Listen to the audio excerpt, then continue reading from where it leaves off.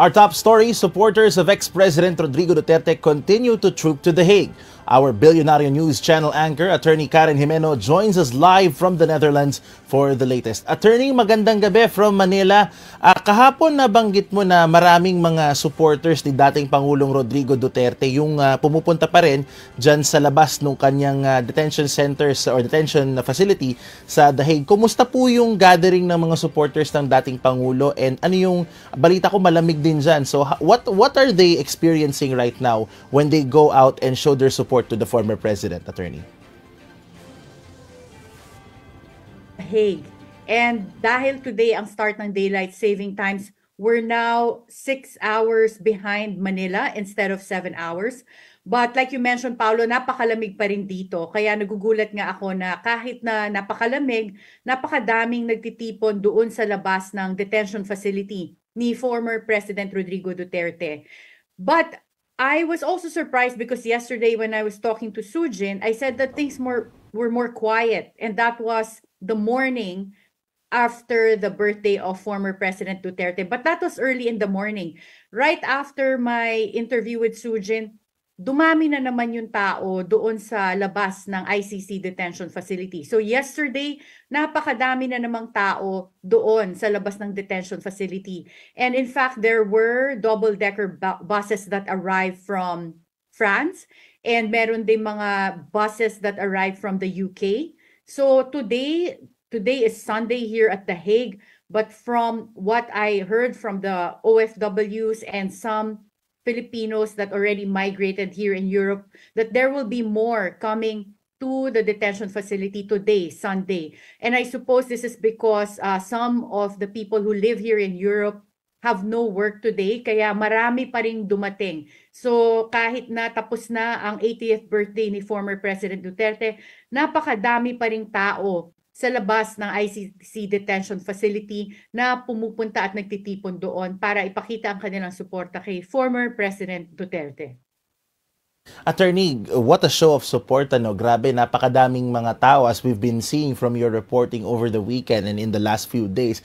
Pero on the legal front, Attorney, no, kumusta ang legal team ni dating Pangulong Duterte? Are we expecting to see more of the former spokesperson, Attorney Harry Roque, or will he be at least assisting yung lead counsel ng Duterte camp na si Nicholas Kaufman? That's not yet clear, Paulo. In the ICC, there's a different procedure than what we have in the Philippines. So fundamentally, pareho in a sense that the client has the right to choose his counsel. But here in the ICC, the prosecution has the right to object on the choice of the counsel. So that's something that's unique. For me, I always say that it's almost like similar to the US jury selection, where you can pick and then the other side has the right to object. But this is unique to the ICC in a sense that whoever the suspect or accused in this case chooses as counsel, the prosecution will have a right to object. So that's something that we don't know yet, in a sense that if Attorney Harry Roque is selected as a potential counsel, if the prosecution will object to that.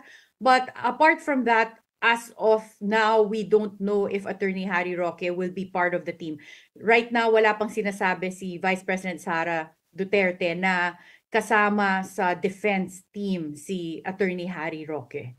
But we do know that there's one more slot because during the interview we had with Vice President Sara on Friday, she said that they're expecting one more counsel to be added, pero wala pang confirmation. And from what we heard, it's Kaufman that is taking the lead in forming the legal team of former President Duterte.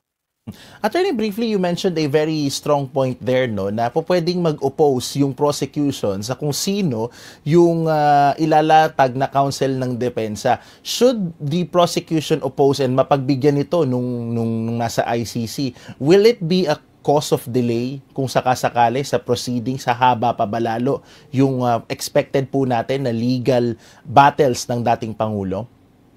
Yes, that's a good question, Paolo, because from the technical side, yes, it can add to a delay because you would have to, of course, when there's a an opposition or an objection, then the ICC court would have to address that and then decide whether the choice of the council should still be granted. So again, that can add to the time and therefore cause a bit of a delay in the procedures. Lastly na lang, Especially attorney. if they're Yes. applying for also interim release. So you're right, that can add to the process. Grabe. And mukhang matindi rin ang inaasahan natin na legal battles ng dating Pangulo, especially given his status in the ICC. One last question, attorney. On the side of those who are criticizing the former president, meron ba silang mga ganap dyan? Very briefly, attorney. Wala na so far, Paulo. So, on Friday, on the same day of the birthday of former President Duterte, there was a launch here at The Hague of the Panagutin si Duterte European Network. But other than that, wala na silang activities pa. But yung pro-Duterte supporters, patuloy pa yung activities. Yesterday, there was a motorcade from the central station in The Hague passing through Malieveld, which is a huge park kung saan din naganap yung isa sa mga pinakamalaking pro-Duterte rally in a previous Sunday here at The Hague, na tuloy-tuloy sa ICC detention facility. And as I mentioned, napakaraming tao kahapon. Some were approximating na mas marami pang nag-gather kahapon kesa nung actual birthday ni former President Duterte.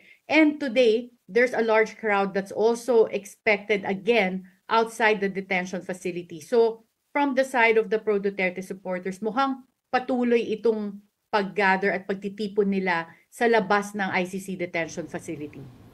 All right. Many events happening in The Hague right now. So thank you very much, Attorney Karen Jimeno, anchor of At the Forefront here on the Bilyonaryo News Channel. And we can see more of her reporting here on BNC and in our digital platforms.